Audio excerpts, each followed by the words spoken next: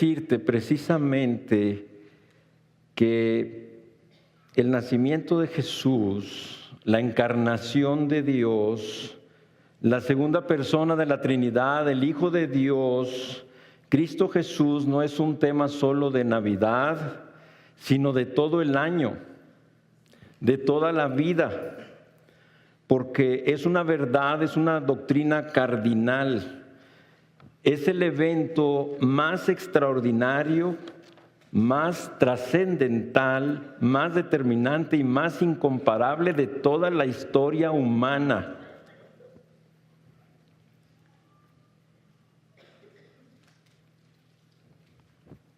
Cuando este hecho lo haces real, por gracia, por medio de la fe en tu vida, fíjate bien, va a cambiar tu vida, tu futuro, tu destino, tu historia y tu eternidad.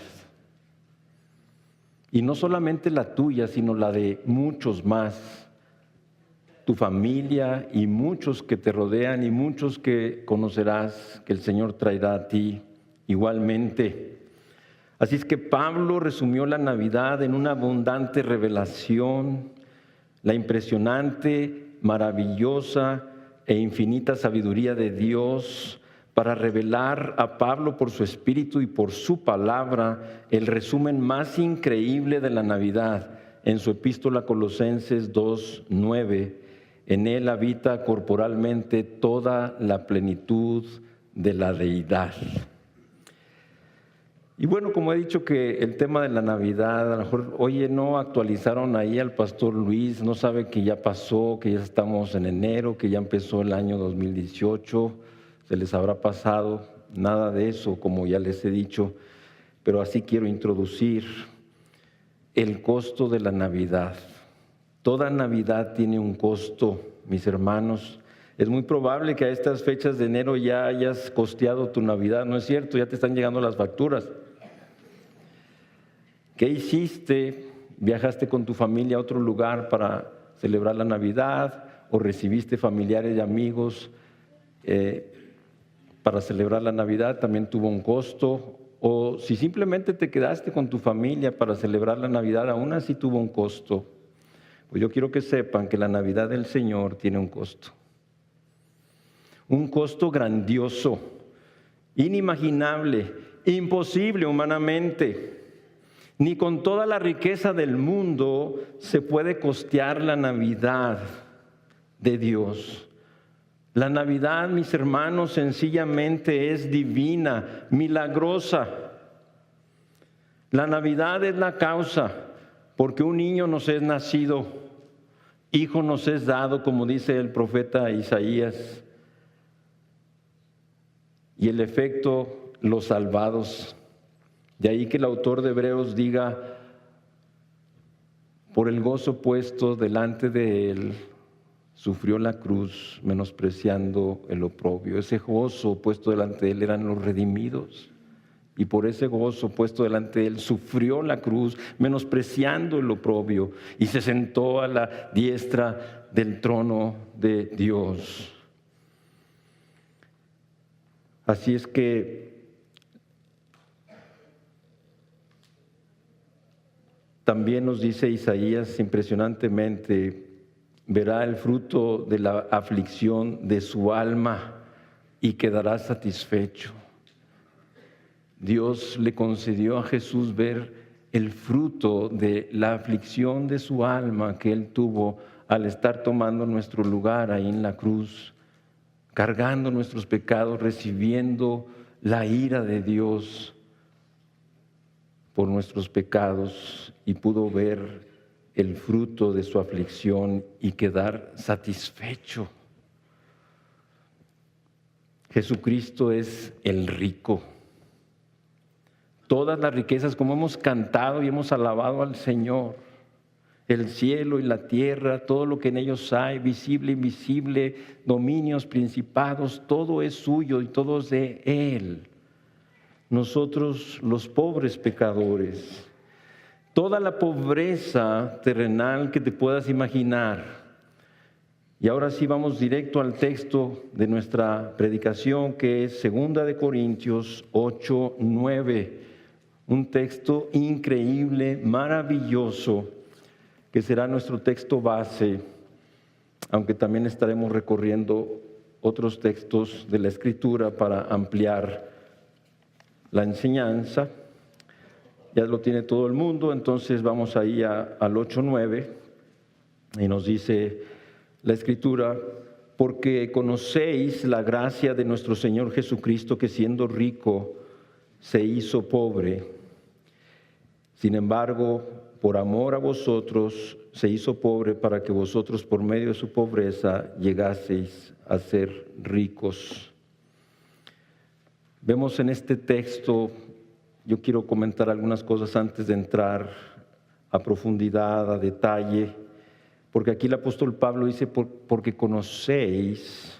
Aquí Pablo está dando una seguridad de que estos creyentes conversos de Corinto conocían la gracia. Es imposible que un creyente converso, un creyente verdadero, un creyente que ha nacido de nuevo, no conozca la gracia de Dios, porque por gracia somos salvos, por medio de la fe, y esto no de vosotros, pues es don de Dios, no por obras para que nadie se gloríe. Por eso Pablo asegura, dice, porque conocéis la gracia.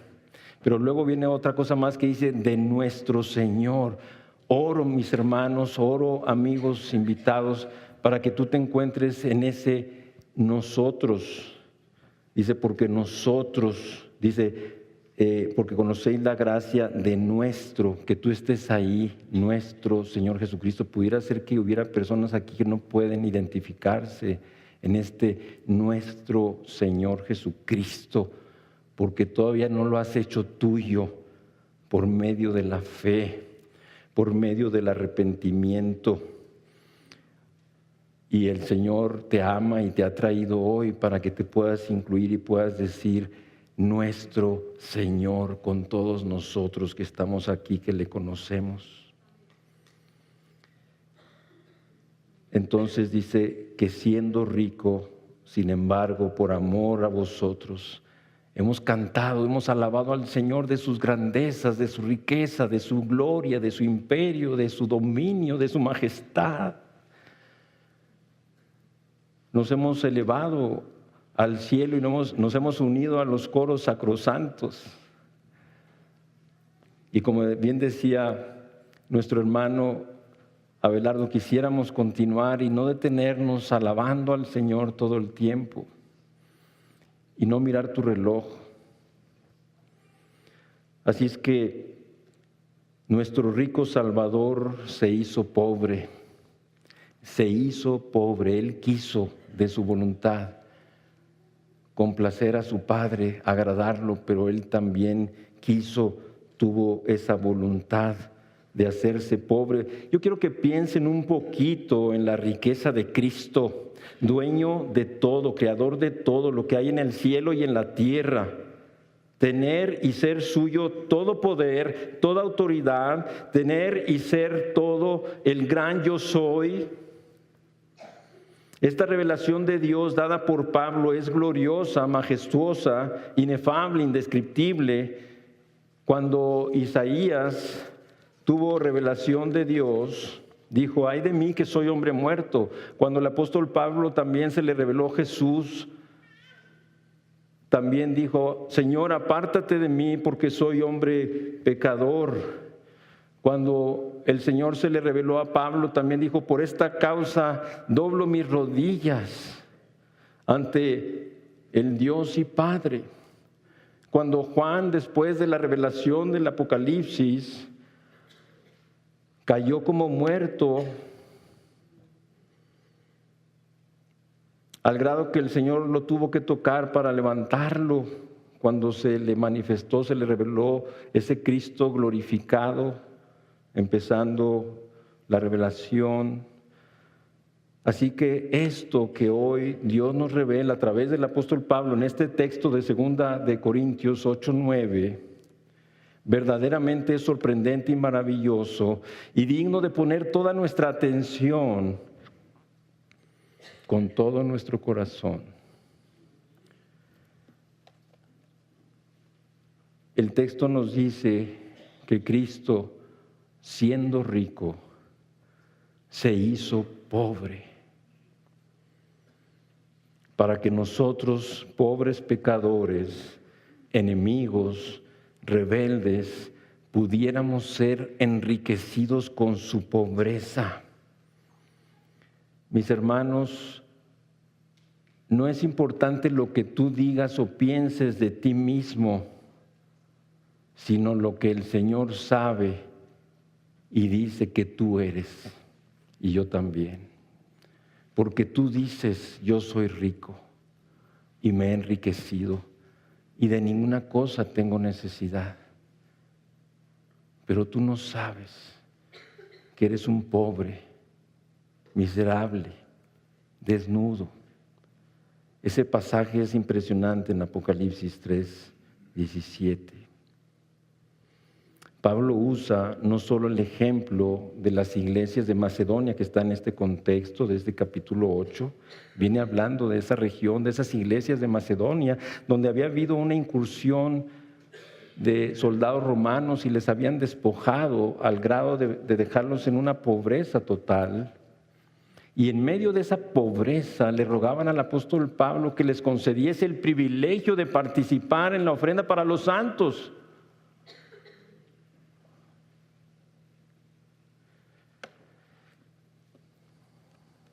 Así es que el dar cristiano, mis amados hermanos, el dar cristiano fluye del corazón cambiado por nuestro Dios. La expresión espontánea del amor a Cristo por su salvación total y completa que hemos recibido de Él, como dice también el autor de Hebreos, de una salvación tan grande. Si profesamos ser espirituales, sin embargo, no damos con fidelidad al Señor, es negar lo que profesamos. La fe, la predicación, el testimonio, el estudio de la Biblia, nada de esto sustituye la gracia de el dar. Pero Pablo aquí en este capítulo nos da la clave de el dar. Porque esto que estamos hablando del Señor que siendo rico de todo, se hizo pobre, pero antes de esto dice Pablo, ya conocéis la gracia. Esa gracia obró en Cristo generosidad. Esa gracia obró en Cristo para decir las palabras que encontramos en el Evangelio de Mateo, cuando dice, porque el Hijo del Hombre no vino para ser servido, sino para servir y dar su vida en rescate por muchos. Fíjate cómo fue obrando esa gracia de Cristo en él. Dar, pero no solamente dar, pero dar su vida en rescate por muchos.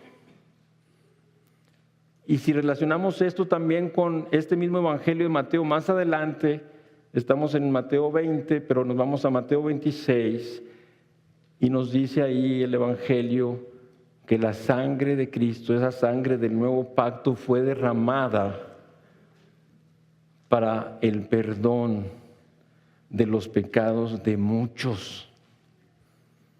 Mis hermanos, el perdón de nuestros pecados es algo grandioso. Porque nosotros no podemos buscar o encontrar ese perdón para nosotros. Por eso la Escritura nos dice en el libro de Hechos, de este dan testimonio todos los profetas, que todos los que en Él creyeren recibirán perdón de pecados por sus nombres. ¿Se imaginan lo que eso significa?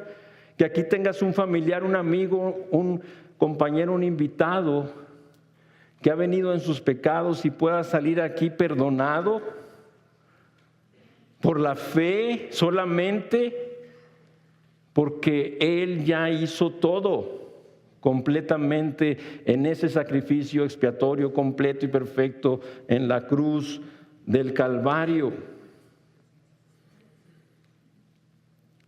Y sigue diciendo el libro de Hechos, y que de todo aquello de que por la ley de Moisés no pudisteis ser justificados, en Él es justificado todo aquel que cree. También recibir la justificación, el ser declarados justos delante de ese Dios santo y justo y perfecto, solo por la fe. Es algo tremendo, es algo hermoso, es algo inmerecedor.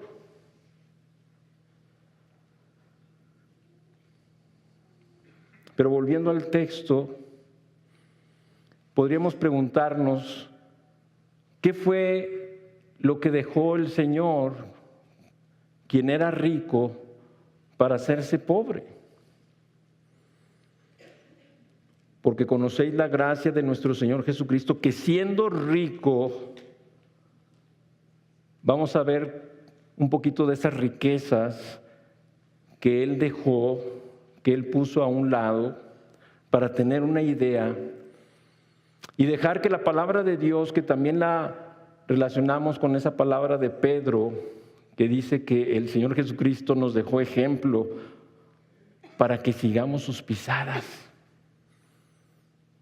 Y Pablo también, en su carta a los Filipenses, capítulo 2, como lo vamos a ver más adelante, dice: haya pues en vosotros esta actitud que hubo en Cristo Jesús.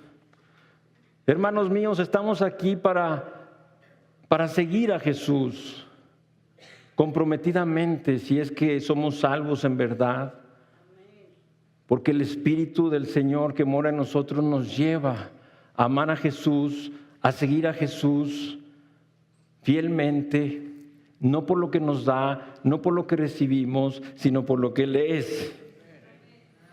Y como decía el pastor Abelardo, yo tengo 40 años de conocer al Señor, su gracia me alcanzó, Él me salvó y me convertí, que es una palabra que no debemos de dejar de mencionar, porque a veces hablamos mucho de la salvación, que una persona le entregó su vida al Señor y todo eso está bien, pero no decimos se convirtió. El apóstol Pedro dice que nos dice: arrepentíos y convertíos para que sean borrados vuestros pecados. Es importante la conversión en nuestras vidas, un cambio de vida, un nuevo nacimiento, una nueva creación de Dios en nosotros. Las cosas viejas pasaron, y aquí todas son hechas nuevas.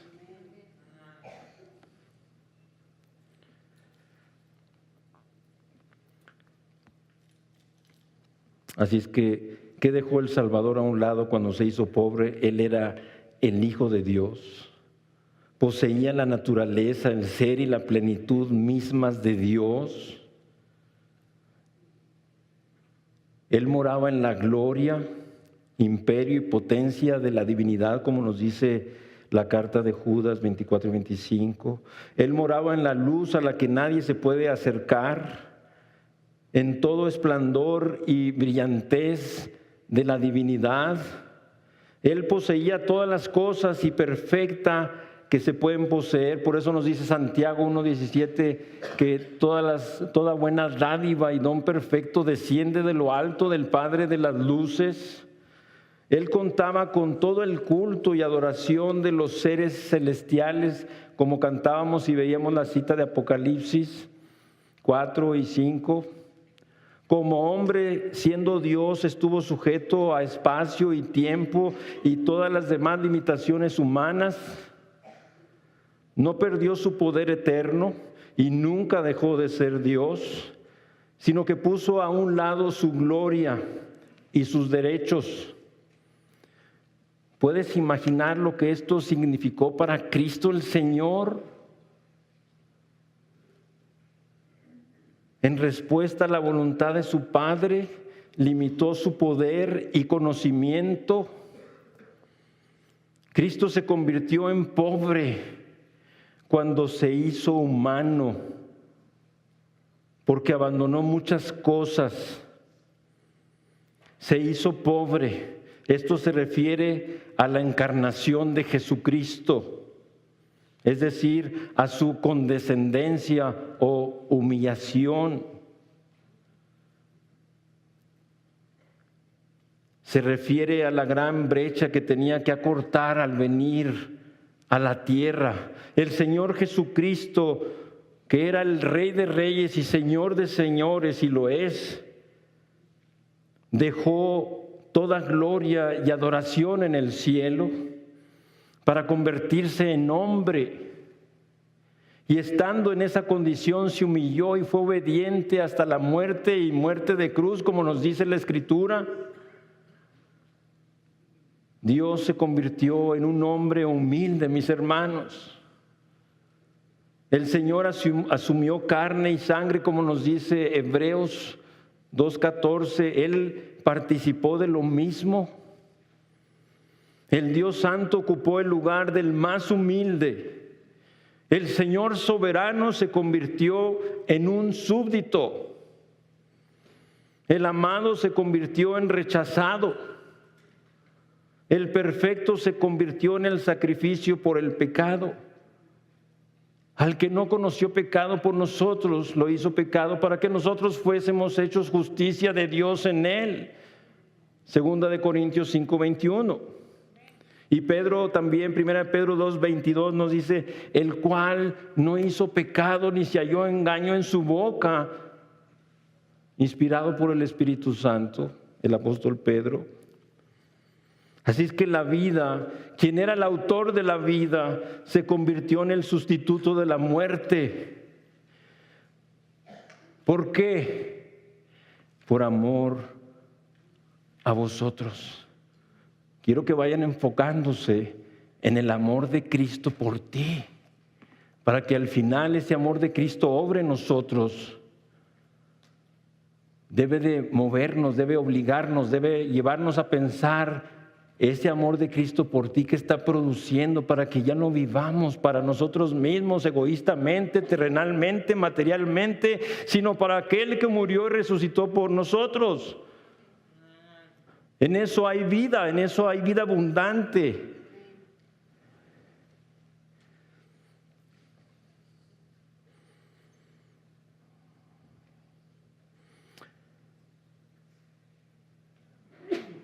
Porque Él se hizo pobre, nosotros podemos ser ricos.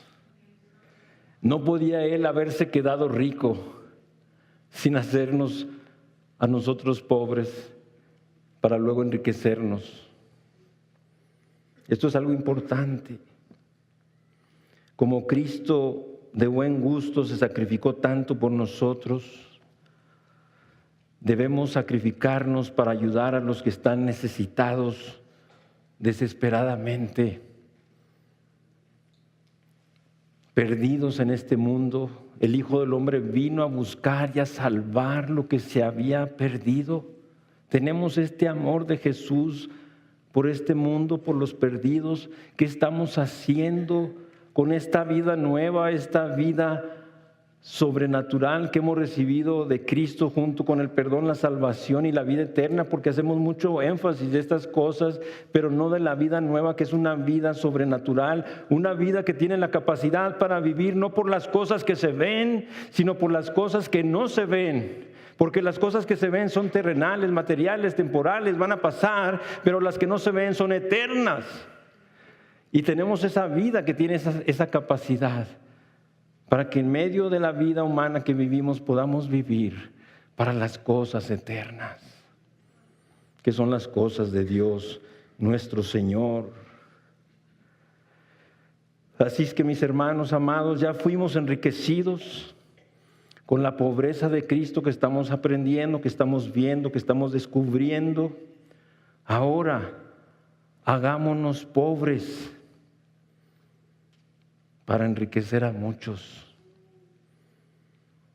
llevándoles a Cristo, llevándoles la vida de Cristo que está en nosotros, a través de predicarles el Evangelio de Dios, haciendo evangelismo. Como le dijo el Señor a Pablo en visión de noche, no temas, sino habla y no calles, porque yo estoy contigo y ninguno pondrá sobre ti la mano para hacerte mal, porque yo tengo mucho pueblo en Ciudad Juárez.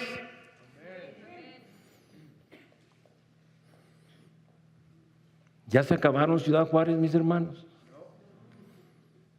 El Señor tiene mucho pueblo. A lo mejor han estado pescando como Pedro toda la noche, muchos días, muchos años y no han pescado nada. Pero es que la clave la dio el Señor: echa tu red a la derecha. Todos los días sal con tu red y dile: Señor, a la derecha, para una pesca milagrosa de tus seres amados, de tus amigos, de tus compañeros de trabajo o escuela, de tus vecinos y de toda persona que Dios permite que cruce en tu vida. Así es que nos dice Pablo en este texto de Jesús que siendo rico se hizo pobre. Dejó su lugar en el cielo. Los ángeles se asombraron porque miraban hacia el trono y lo veían vacío. Esto fue espectacular, majestuoso, nunca había sucedido jamás. El trono estaba vacío porque el Verbo, que era en el principio y que era Dios, que estaba con Dios y era Dios, fue hecho carne y habitó entre nosotros y vimos su gloria, gloria como la del unigénito Hijo de Dios, lleno de gracia y de verdad. Ese es Cristo nuestro Señor, nuestro Salvador, lleno de gracia y de verdad. En Él habita corporalmente toda la plenitud de la deidad. Pero todavía sigue diciendo Pablo en el siguiente versículo: y nosotros estamos completos en Él. Mi hermano, ¿estás completo? ¿Has tomado la palabra, has orado la palabra y decirle: Señor, tu palabra dice? Mira, hace muchos años, siempre hay que estar listos, observando y aprendiendo, porque el Espíritu Santo siempre nos está enseñando y renovando cada día. Y después de escuchar un testimonio tremendo de una persona que salvó al Señor y se convirtió, yo tomé para mí algo que él dijo y decidí ser un hombre que le creo todo a Dios. Desde que el Señor me salvó, decidí ser un hombre que le cree todo a Dios. Tengo muchos errores, muchas fallas, debilidades y aún pecados, pero no he dejado de creerle al Señor. No he dejado de creer su palabra. No he dudado de ningún pasaje. No lo entiendo, no sé, pero creo. Y he recibido grandes bendiciones del Señor. Así es que el Señor se encontraba, imagínate, en un clima perfecto, en la gloria de ciudadanos perfectos, ciudadanos celestiales. Y como en la tierra no conocemos nada que sea perfecto, no tenemos ni idea de lo que ese ambiente puede significar, ¿no es cierto, mis hermanos? Un lugar de continua alabanza y adoración, en espíritu y en verdad. Y también con todos los ángeles. Piensa en lo que eso significa, en una paz perfecta, nada que cambie, nada que perturbe, nada que estorbe. No podemos ni imaginarlo. Ese era el ambiente celestial glorioso donde estaba el Señor, quien era rico y por amor a nosotros se hizo pobre para que por medio de su pobreza nosotros fuésemos enriquecidos.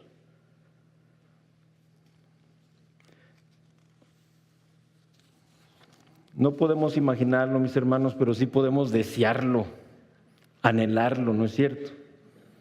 Decir como Juan después de recibir la revelación: amén, sí, ven Señor.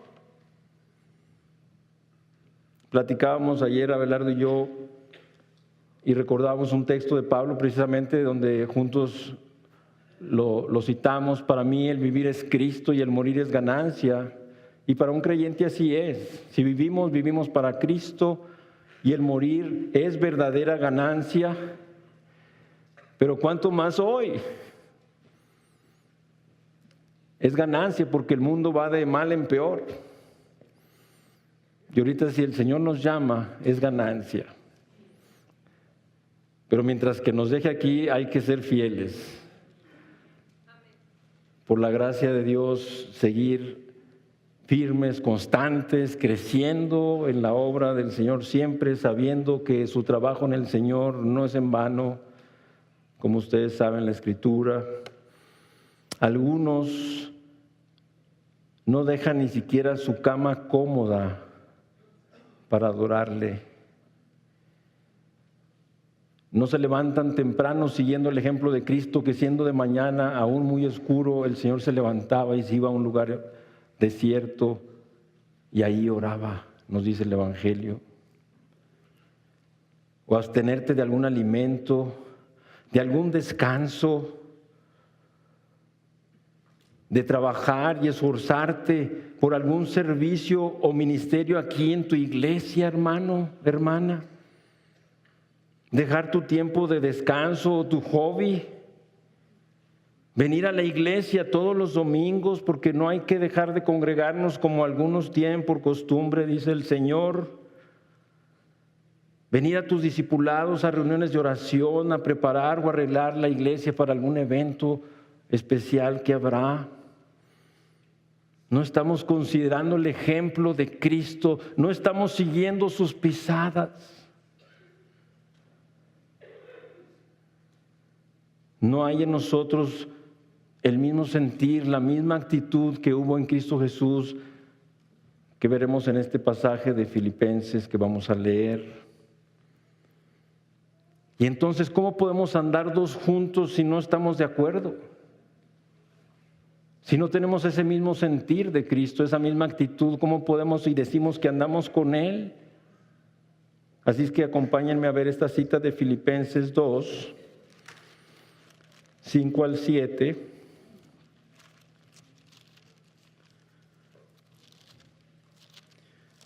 Y vamos a leer Filipenses 2, 5 al 7.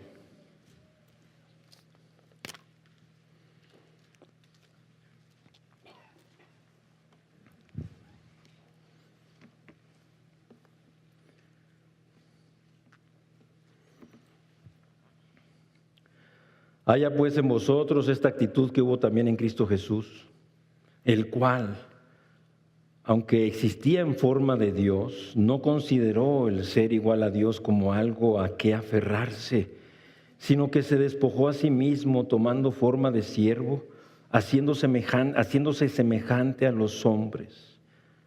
Nos dice Pablo inspiradamente por el Espíritu.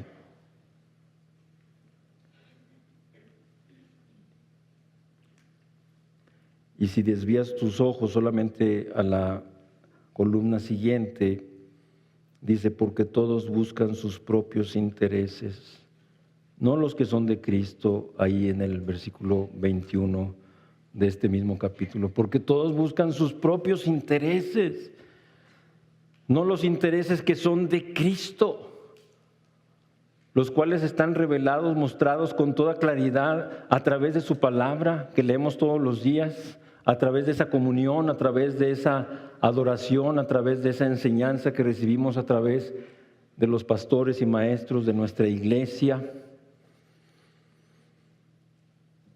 Así es que dejó la adoración el Señor que le atributaban los ángeles y vino a recibir el rechazo por parte del mesonero. El mesonero aparece como el malo de la película, ¿verdad? Pero no sabemos exactamente si realmente tendría una mala actitud, si le rechazó y no le quiso recibir a José y a María, que estaba por dar a luz a Jesús. Pero lo que sí sabemos es que representa a todo ser humano que le dice a Jesús, no hay lugar. No hay lugar para Cristo. el Salvador. No hay lugar para Él, no hay tiempo. Cuando tú empiezas a hablarle de Jesús a una persona, un amigo, un compañero, ¿sabes qué? Discúlpame, pero es que tengo algo que hacer. No hay lugar para Jesús en la vida de muchos. Es lo que mejor podemos tomar de ese pasaje. Algunos están tan ocupados con una posición que ni siquiera desean servirle.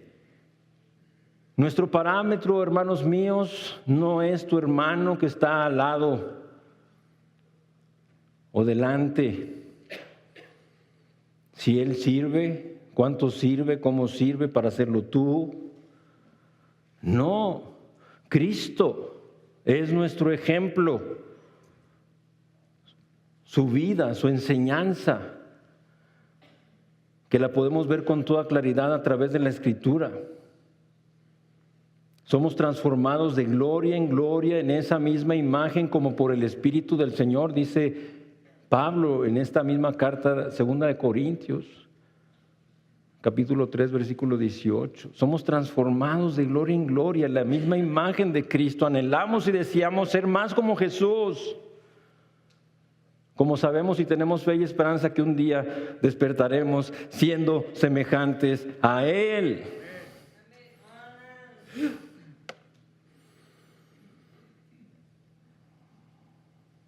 Tú tienes al Señor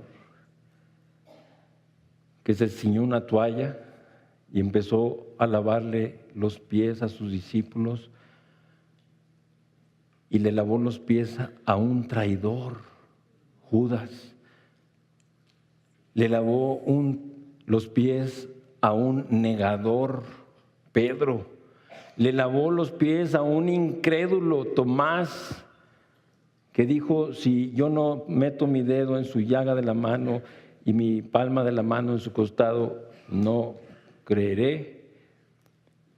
A un Jacobo y Juan que cuando acompañaban al Señor y le impidieron entrar en una aldea, le dijeron a Jesús, Señor, ¿qué quieres que en este momento oremos y hagamos descender fuego del cielo y los consuma? Y finalmente todos los que estaban ahí en la mesa, esa última cena, a quien el Señor Jesús lavó los pies, todos le abandonaron cuando vinieron a aprender al Señor. A lo mejor tú y yo diríamos, yo a ese no le lavo los pies jamás. A quien quieras, pero a ese no, Señor. No podemos escoger. Tenemos que aprender de la humildad del Señor. Y si dejamos que Él viva, como dice Pablo, ya no vivo yo, mas vive Cristo en mí. Entonces la vida de Cristo viviendo en nosotros hará que miremos con los ojos de Jesús, hablemos con su boca, oigamos con sus oídos, toquemos con sus manos, caminemos con sus pies. Porque es su vida misma viviendo en nosotros y ya no nosotros, ya no mi yo.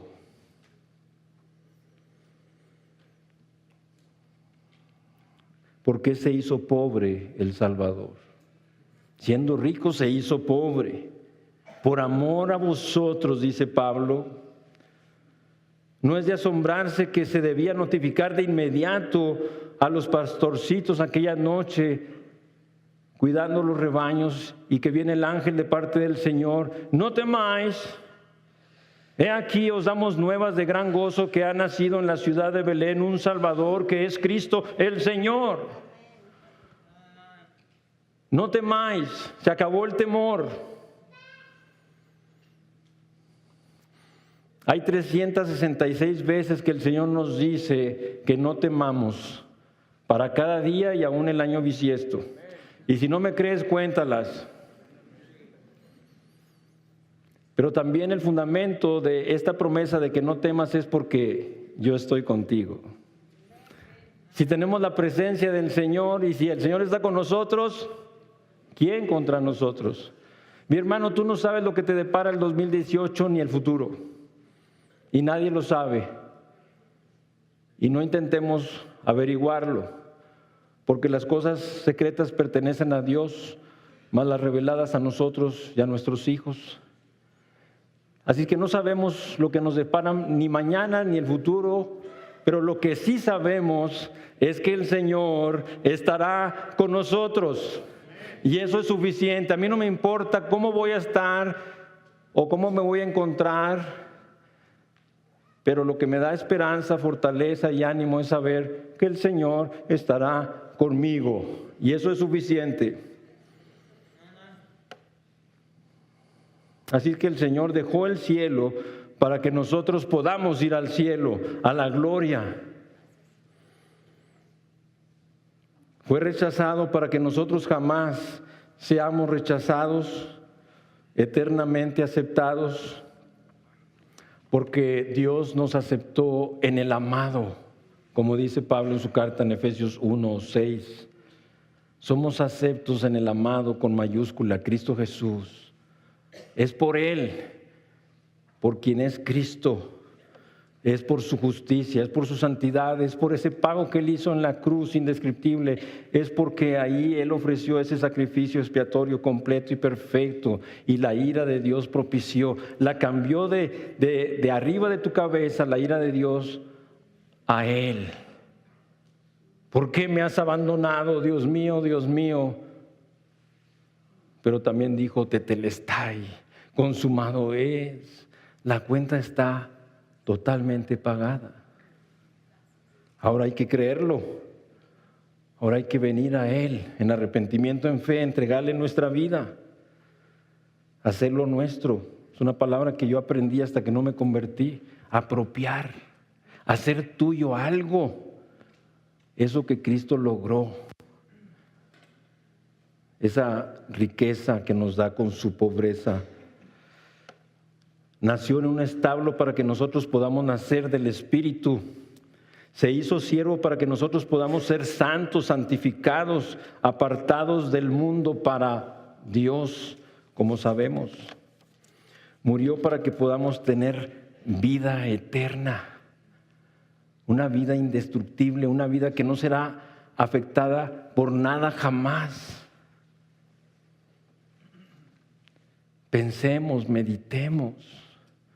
No llevemos tanta prisa, llevamos una vida muy precipitada, muy acelerada. Al Señor no le gustan las prisas, es un Dios paciente, misericordioso, es un Dios que lleva su tiempo, es un Dios que le gusta la paz, la tranquilidad, la soledad. Ahí busca el Señor a través de su palabra, en oración, en comunión, es algo que también la Escritura a través de Juan hace énfasis y que a veces poco se oye, porque Juan enfatiza en el capítulo 1, versículo 3, que nuestra comunión verdaderamente es con el Padre y con su Hijo Jesucristo. ¿Cómo estamos en esa comunión con el Señor? Diaria, constante, creciente.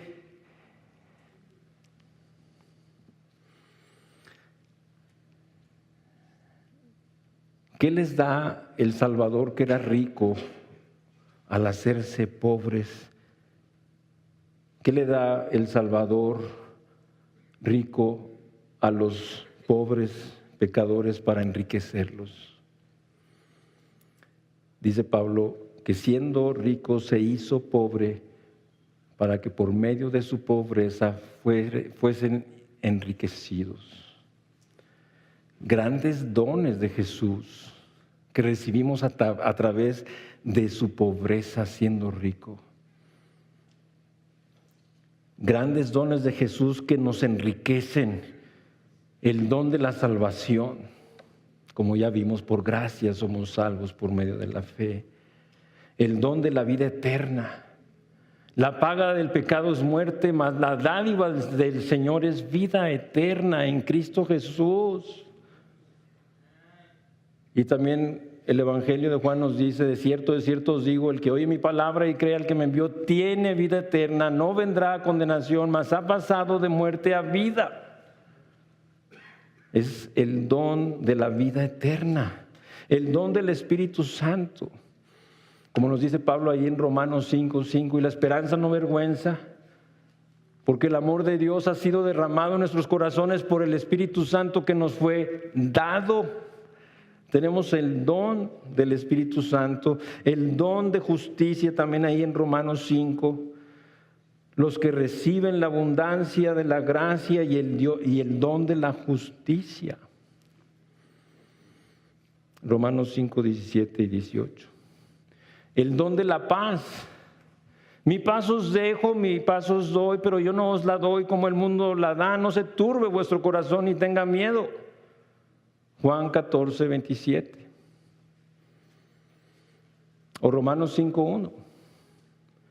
Justificados pues por la fe tenemos paz para con Dios por medio de nuestro Señor Jesucristo.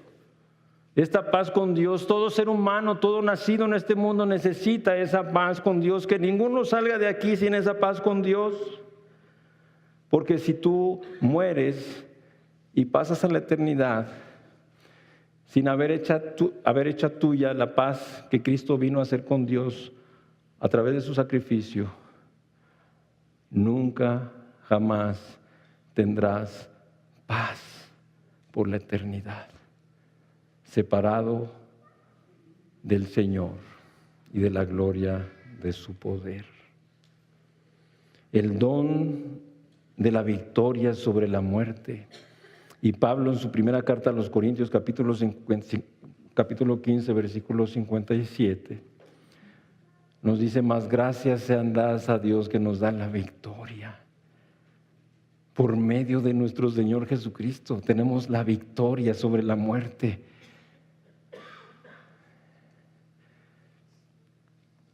En lo personal es una gran bendición ir a los sepelios, especialmente de hermanos cristianos, de hermanos que el Señor llamó y que les dio ganancia. No es una mala noticia, es una buena noticia, les dio ganancia.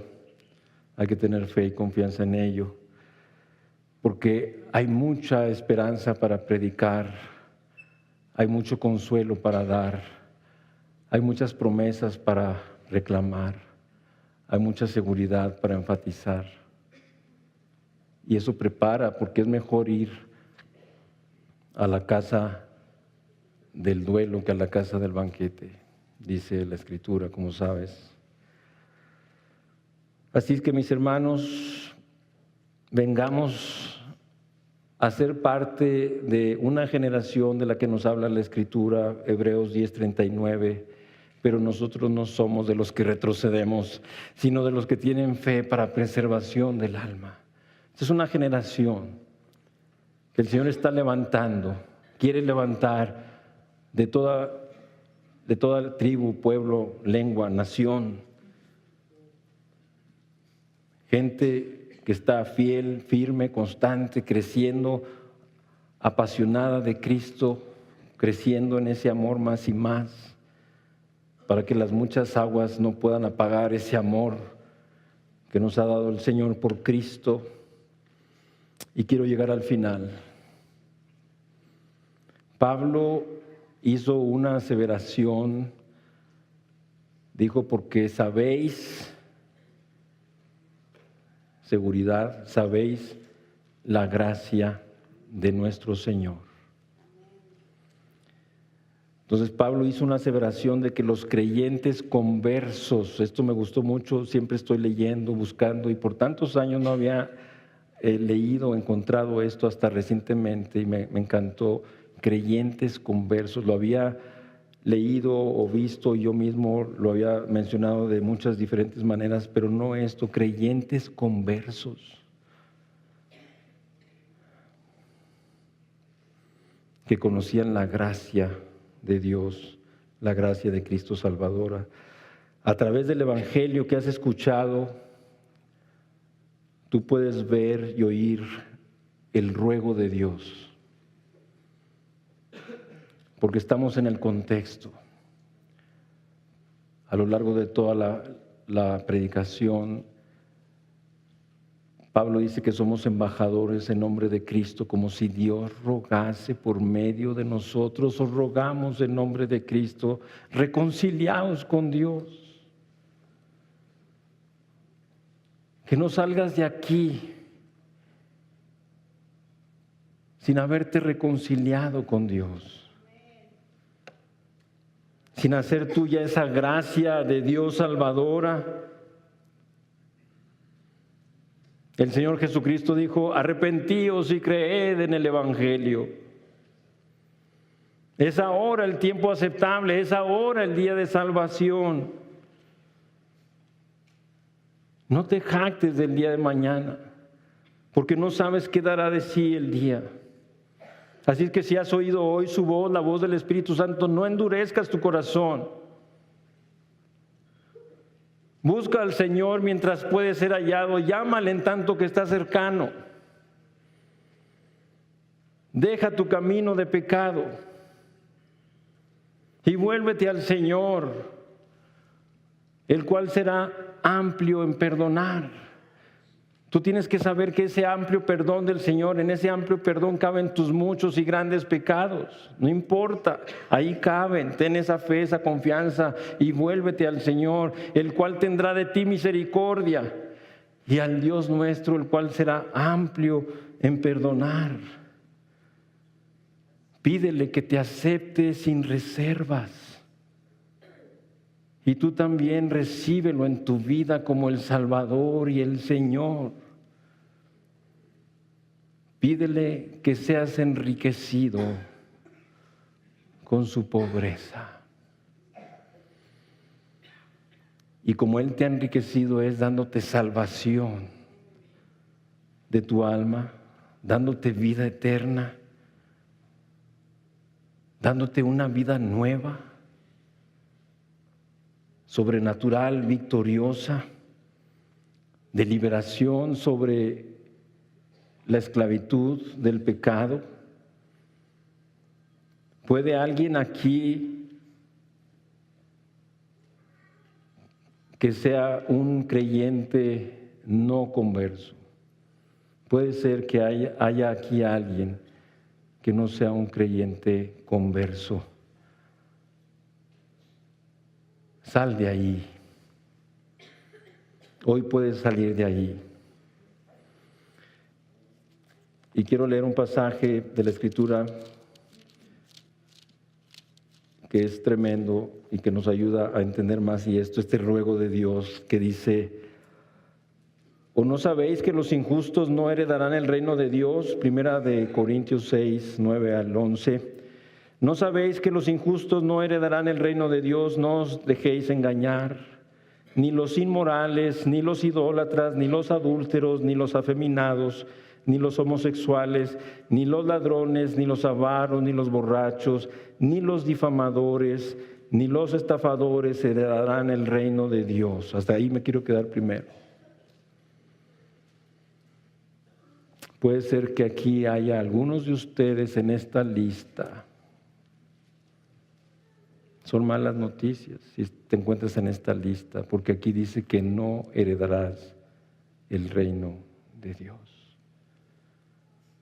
Pero ahora viene la buena noticia del Evangelio de Jesucristo, que puedes pasar de esta lista de los versículos 9 y 10 al versículo 11, a este testimonio de seguridad que el apóstol Pablo está citando y que quiero que juntos lo leamos. Y dice: y esto erais algunos, mas ya habéis sido lavados. Dice, me gusta mucho esta versión de las Américas porque dice: y esto erais algunos de vosotros, pero fuisteis lavados, pero fuisteis santificados, pero fuisteis justificados en el nombre del Señor Jesús y en el Espíritu de nuestro Dios. Haz tuyos estos tres peros de Dios. Sí, Señor, yo era un estafador, era un idólatra, era un adúltero, era un borracho, pero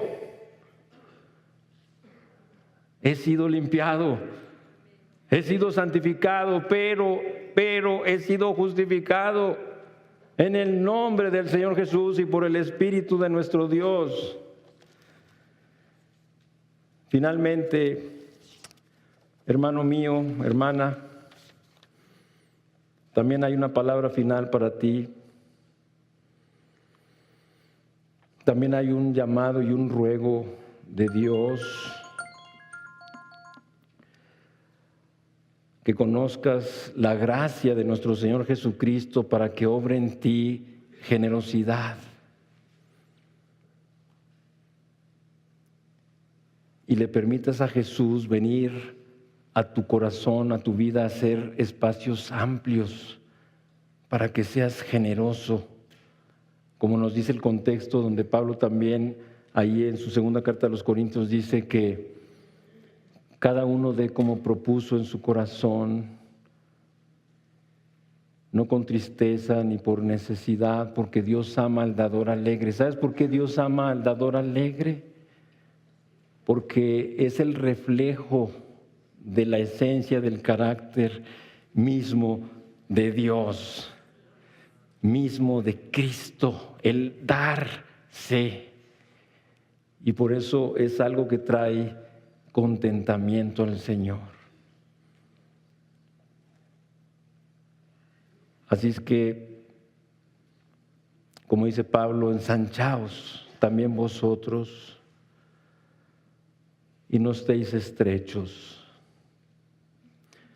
Siguiendo el ejemplo del Señor Jesucristo que hemos visto hoy, sus pisadas, y recuerdes que cuando eras pobre, Él te enriqueció con su pobreza, cuando creíste en Él y recibiste la riqueza del perdón, la riqueza de la salvación, de la vida eterna, la riqueza de la vida nueva, sobrenatural,